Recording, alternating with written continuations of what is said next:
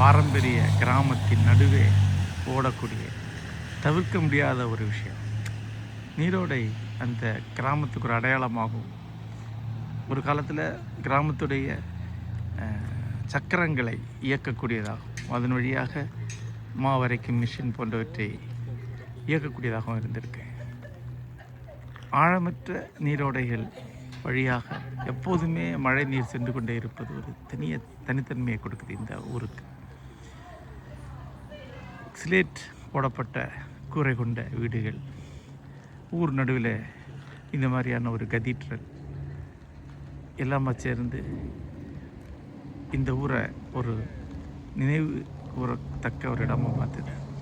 அப்புறம் யோசித்து பார்த்தா மழை இல்லாமல் இந்த ஊரை கற்பனையே பண்ண முடியாது. இந்த பகுதியில் மழை தான் பிரிட்டனுடைய அடையாளம் என்று சொல்லலாம்.